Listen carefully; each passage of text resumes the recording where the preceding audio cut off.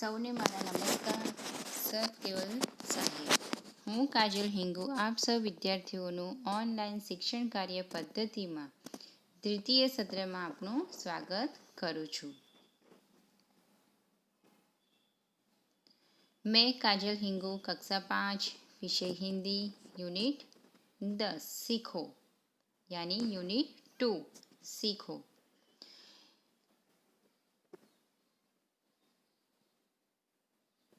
तो विद्यार्थी मित्रों, आज हम इकाई 10 सीखो के लेखक के नाम है श्रीनाथ सिंह.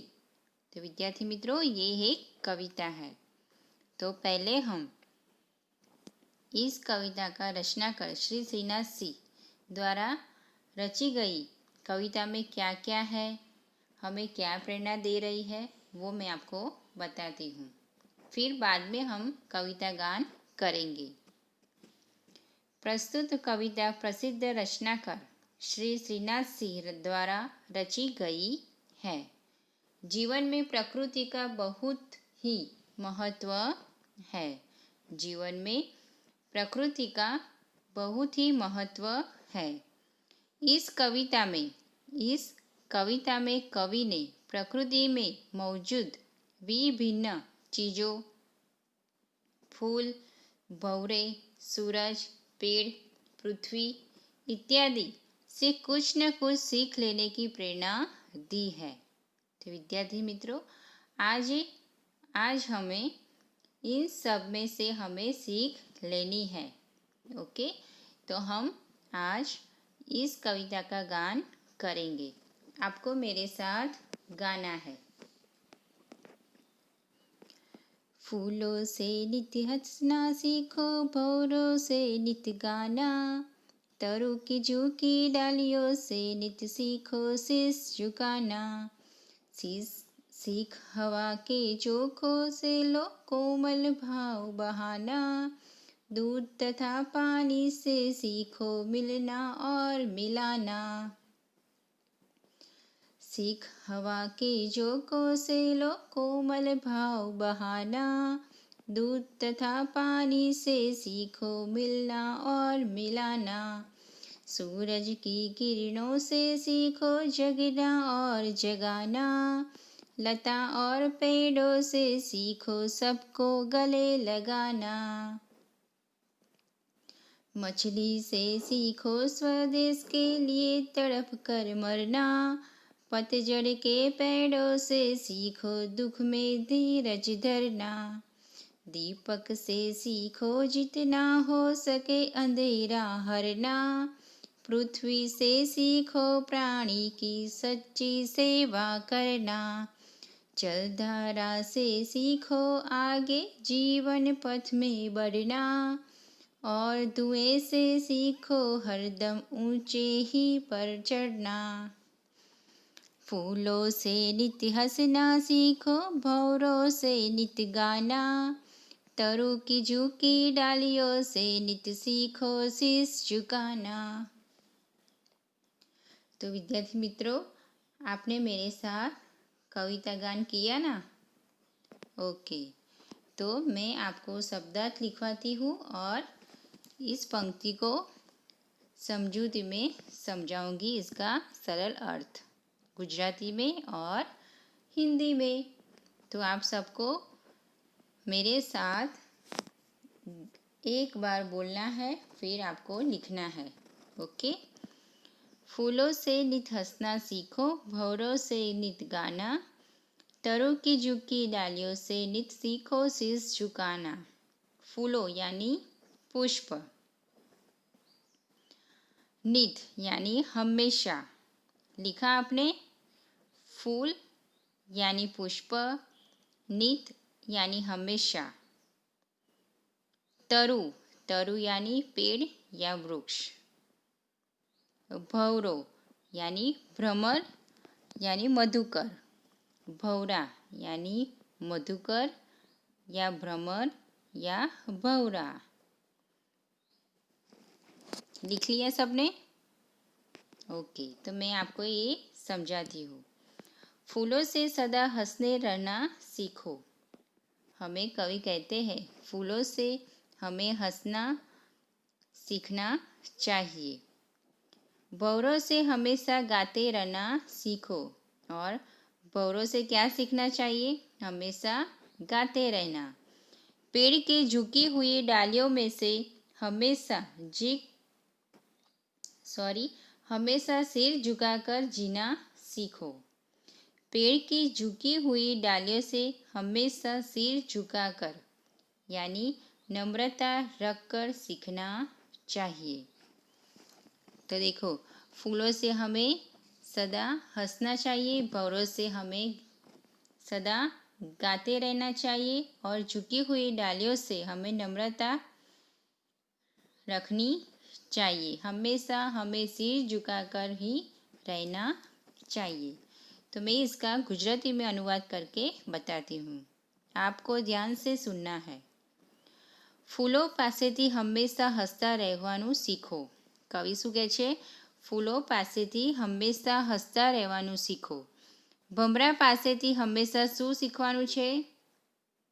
ગીત ગાતા રહેવાનું, હંમેશા ગાતા રહેવાનું। વૃક્ષની નમેલી ડાળીઓ પાસેથી સદાય માથું નમાવવાનું શીખો। વૃક્ષની નમેલી ડાળીઓ પાસેથી આપણે શું શીખવાનું છે? સદાય માથું नमावानु सीखवानु छे। तो आपको समझ में आया ना? ओके, तो हम दूसरी पंक्ति पर देखते हैं। सीख हवा के झोंकों से लो कोमल भाव बहाना। दूध तथा पानी से सीखो मिलना और मिलाना। हवा, हवा यानी वायु या पवन। कोमल, कोमल यानी नाजुक। पानी या जल और नीर।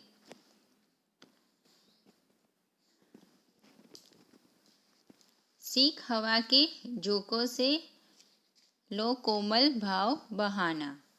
हवा के झोंकों से मन में कोमल भाव बहाने की सीख लो। कवि क्या कहते हैं? हवा के झोंकों से मन में कोमल भाव बहाने की सीख लो और दूध और पानी में से एक दूसरे में मिलना और मिला देना सीखो। दूध और पानी में एक दूसरे में मिलना और मिला देना सीखो। दूध और पानी, दूध में पानी मिलाओ तो दोनों मिल घुल जाएगा, आपको पता नहीं चलेगा इसमें पानी डाला हुआ है, दूध जैसा ही लगेगा। ओके, तो कवि हमें ऐसे ही मिला और मिला देना सिखाने की प्रेरणा देते हैं। પવનની લહેરો પાસેથી, પવનની લહેરો પાસેથી મનમાં કોમળ ભાવનાઓ વહેવડાવતા શીખો। દૂધ અને પાણી પાસેથી એકબીજામાં ભળવાનું અને ભેળવી દેવાનું શીખો।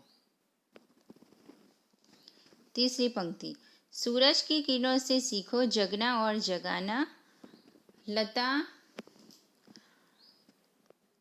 लता और पेड़ों से सीखो सबको गले लगाना। सूरज की किरणों से सीखो, सूरज यानी सूर्य,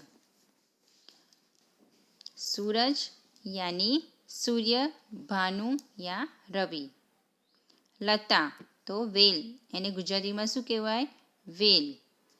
ओके, तो आपने लिख लिया सूरज तो रवि या भानु। ओके, और लता तो वेल। तो मैं आपको इसका सरल अर्थ समझाती हूँ, आपको ध्यान से समझना है और सुनना है। सूरज की किरणों से स्वयं जगना और दूसरों को जगाना सीखो। सूरज की किरणों से स्वयं जगना और दूसरों को जगाना सीखो। लता और पेड़ों से सबको गले लगाना सीखो। सूरज की किरणों से स्वयं जगना और दूसरों को जगाना सीखो। सूरज क्या करता है? हमें सुबह जगाता है। लता और पेड़ों से सबको गले लगाना सीखो। और लता और पेड़ों से हमें क्या सीख मिलती है? कि हमें सबको गले लगाना चाहिए, जैसे पेड़ और लता लगाते हैं। ओके, तो એનું ગુજરાતી આપણે કરીએ. માછલી સૂરજના કિરણો પાસેથી જાગવાનું અને બીજાઓને જગાડવાનું શીખો. સૂરજના કિરણો પાસેથી જાગવાનું અને બીજાઓને જગાડવાનું શીખો. અને વેલો અને વૃક્ષો પાસેથી સૌને અપનાવવાનું શીખો.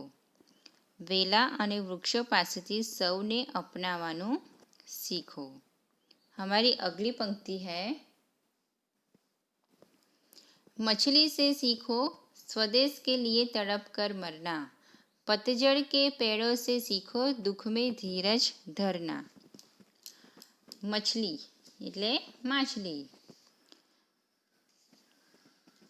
धीरज यानी धैर्य या धीरता.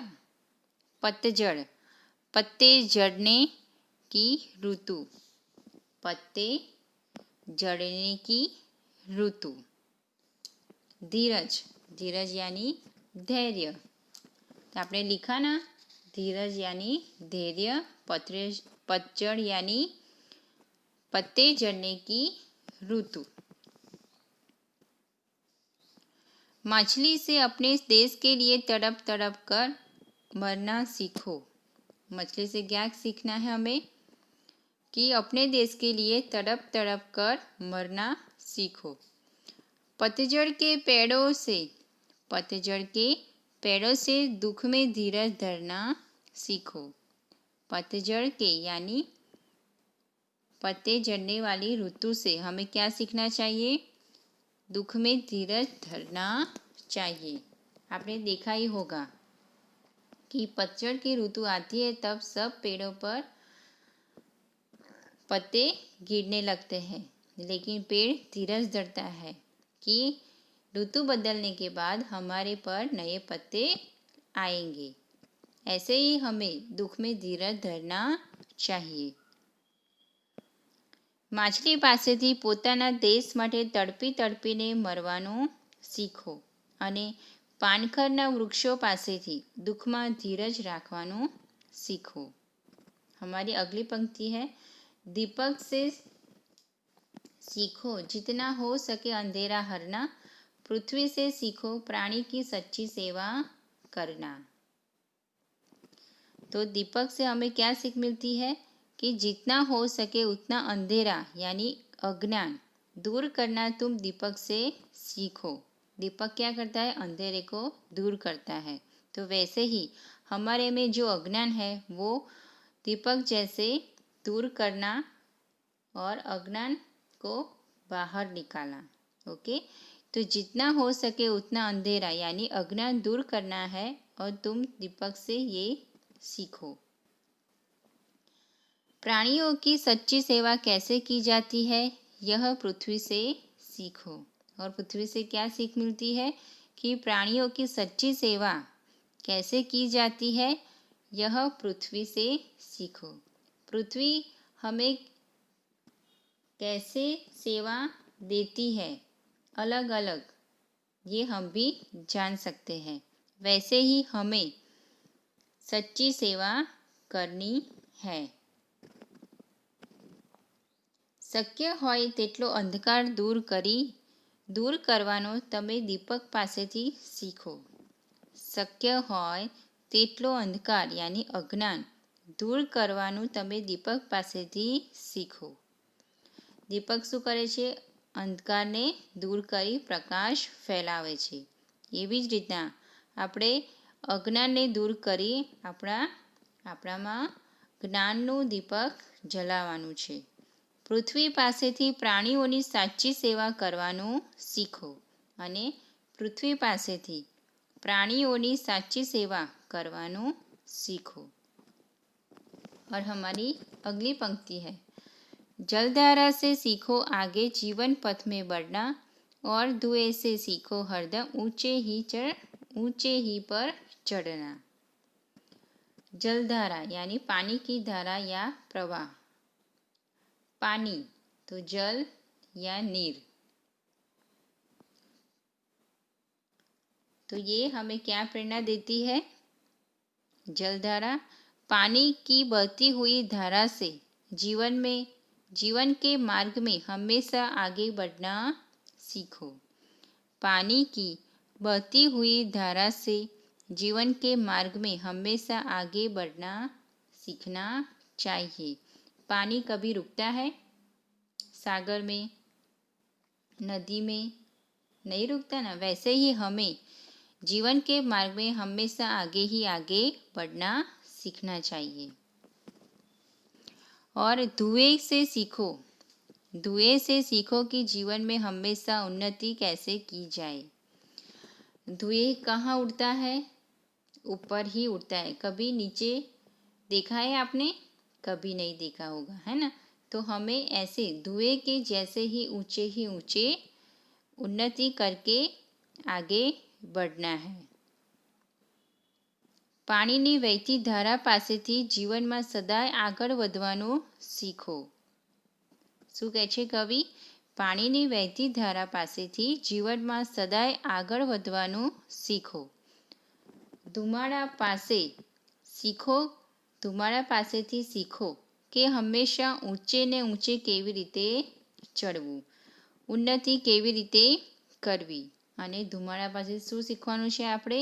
કે હંમેશા ઊંચે ને ઊંચે કેવી રીતે ચડવું અને ઉન્નતિ કેવી રીતે કરવી। તો વિદ્યાર્થી મિત્રો, कवि फूल, भंवरे, सूरज, पेड़, पृथ्वी इत्यादि के कुछ न कुछ सीख लेने की प्रेरणा हमें इस काव्य में दी गई है। तो ऐसे ही आपको भी सीखना है और इनमें से आपको भी प्रेरणा लेनी है। ओके, तो आपको शब्दार्थ लिखने हैं 3 बार। ये कविता आपको नोट डाउन करनी है। ओके, और मुहावरे भी लिखने हैं। तो आपको ये कविता कंठस्थ करनी है और 3 बार लिखनी है और 3 बार गानी है, पढ़नी है। ओके, तो तब तक अस्तु। सत केवल साहेब।